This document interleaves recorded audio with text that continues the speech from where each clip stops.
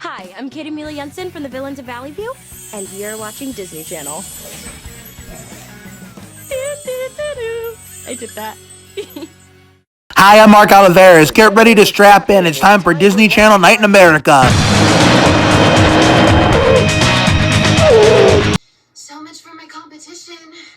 I've got this on lock. Not if I have anything to do with it. What? Oh, nothing. You are going down. Are you talking to me? No, mind your own business. You know, Amy, with you, I've come to realize that the less I know, the better. But from now on, I'm gonna stand up for myself and not back down to anyone.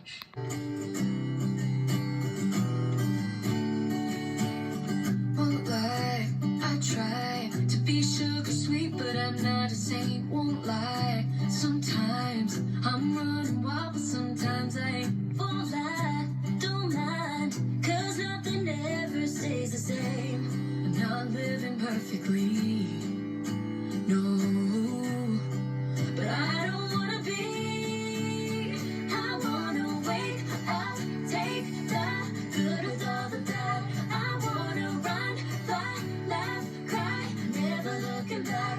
What good is day without the night? What good is dark without the light? Just like a sunrise, the best part's gonna be somewhere in between.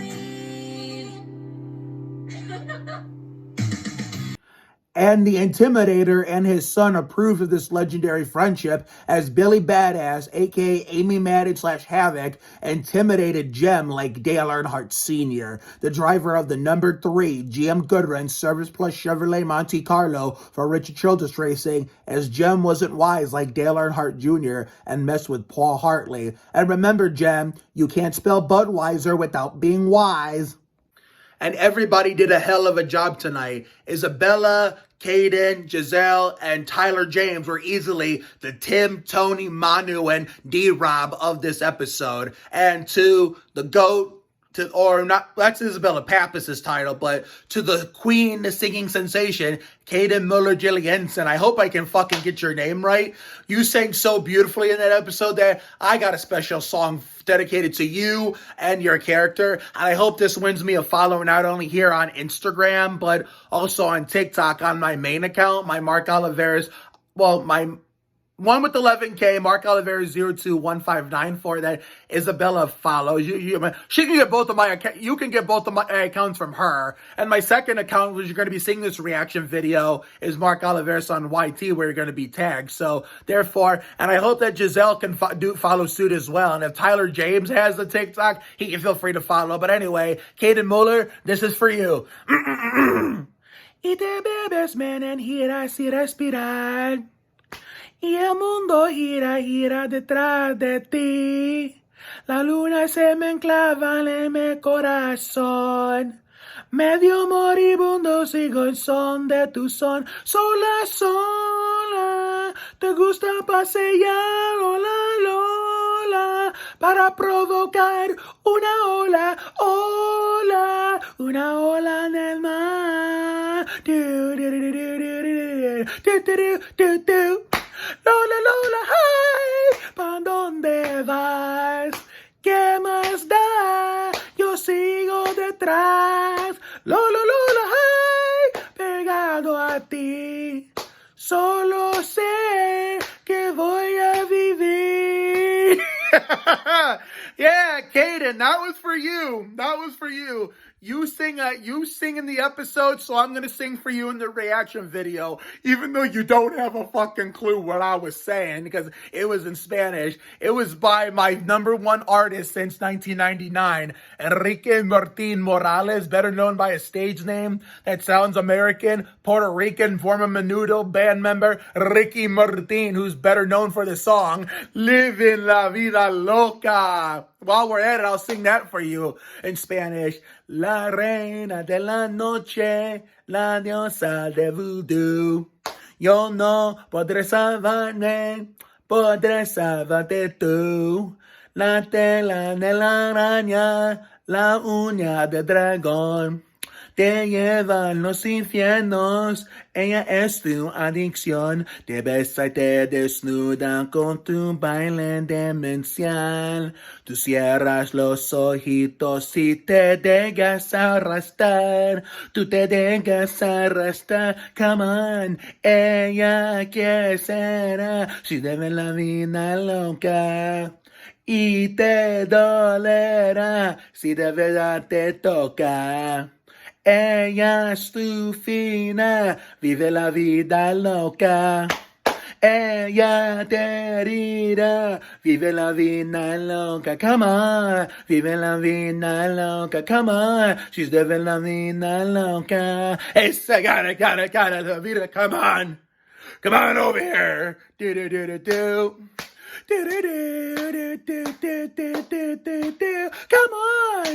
Come on. Gotta la vida loca. Gotta la vida loca. Gotta la vida. All right, that's enough of my crazy, my loca self.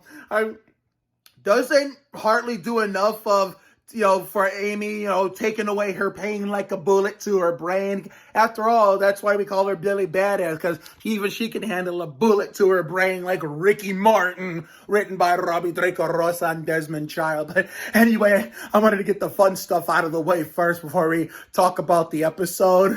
And I'm going to separate Villains of Valley View and Ultraviolet and Black Scorpion, because there's a lot to talk about in both shows. I can't fit them all in one, but the 2-in-1s will return next week for what will be the Ty Dillon installment of Valley View and the Ryan Newman installment of Ultraviolet. But Jesus fucking Christ, there's so much to talk about.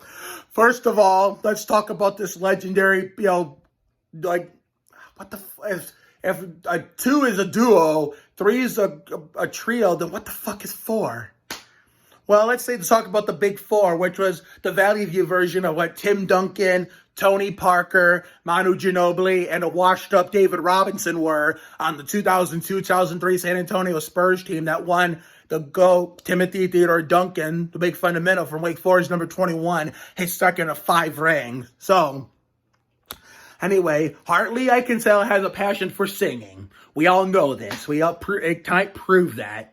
And originally this was going to be a reaction video of 2-in-1, but I just want this to be exclusive to Villains of Valley View. So and the next one be exclusive to Ultraviolet, because this is going to be way too fucking much. But I'll keep the intro because that was fucking cool. Something different for a change. But yeah, so Hartley has the passion for singing. I'm so excited that I can't really think straight, but yeah, Hartley has a passion for singing, as we all know. She wanted to try out as the lead singer, but then here comes this little pendeja named Jem. Not that Giselle Torres is a pendeja in real life. She seems very sweet, kind, and genuine in real life. Jem, not so much. And Jem messed with the wrong person because, like I said in the intro, she wasn't wise like Dale Earnhardt Jr., the driver of the number 8 Budweiser Chevrolet Monte Carlo for Dale Earnhardt Incorporated, because she intimidated her like his father, Dale Earnhardt Sr., the 7-time Winston Cup champion, and got into her head. As we saw in the intro, you got to stand up for yourself and not back down to anyone. You better not back down to anyone, or else you will fucking pay. And therefore, when I know Amy tried to pump her up to do it anyway, despite the fact, I get it, she was nervous. I mean, if this was real life, anybody would be nervous, but kid me would be nervous. Kid me would be, but the adult me, I have no fear. I have no fear whatsoever because of the fact when I was little, when I made up traditional dance moves to a song where I would do the same moves to certain parts every time I heard it, whenever they had me do it at school in front of a huge crowd, I was so nervous that, I would dance, but I wouldn't dance the way I normally would by doing the dance moves. Now that I'm older, I don't give a fuck. If I make up certain dance moves to a certain song and I hear it at a dance or I hear it in public where it's appropriate to dance to the song, or if I do it for a talent show or something, I will do the same dance moves to the song like I do in my free time. So now that I'm older, the gloves are off, and I get Amy was trying to be a good best friend and have her back and help her by, sabotaging her, which worked. But Hartley, I guess, did not approve of that initially because she wanted to do it the right way and beat her on her own. As a fan of the guy who drives the 3 now, Austin Dillon, I felt that this year at the Firecracker Pepsi 400 at Daytona, even though I didn't even watch that clown show of a race because of the fact I was at Lorain County Fair instead. I'm happy we won that race, don't get me wrong. I mean, I don't get to celebrate wins in Winston Cup these days, but based on who I root for. But I hated that we had to do it that way and, had to rely on rain to wreck the whole field for us to come out of there as the only undamaged car to, come out of that and eventually win despite being backwards on pit road during an earlier crash in the tri-oval. But, yeah, so I feel you, Hartley. Kaden, you did a hell of a job playing that part, and Hartley and I felt the same way. Hartley about what she was going through tonight. Me as an Austin Dillon fan at the Firecracker Pepsi 400 at Daytona, whether I was here to watch the race or at the Lorain County Fair, whether I was here or not, I felt the same way. But even if I was here and I watched him win that race live, I would have been fucking screaming my lungs out like I did when he won the 2020 Samsung Radio Shack 500 at Texas Motor Speedway, even though I still say fuck Texas Motor Speedway. But, therefore, and then she was being a really good friend, continued to be a really good friend, and proving it, even with her toughness and her bad side, that she tries to help good, but to help people in her and partner in her life who she cares about for the greater good. Try giving her a second chance, which it looked like she was going to, and it was only fair she gave Jem a second chance to do it, and for all of a sudden, they started talking about music and guitars, and she started playing. And then when she put on a hell of a singing voice, they offered her to be the lead singer. And made it look like she accepted it, because that's what I thought happened. And of course, Jem decides to, tell the story that makes her look innocent, and not only Hartley, but also Amy look bad to the point not only made Hartley look bad, but also made Amy look worse as the terrible best friend. And luckily, Hartley, even though she was storming off and ready to go into the house, was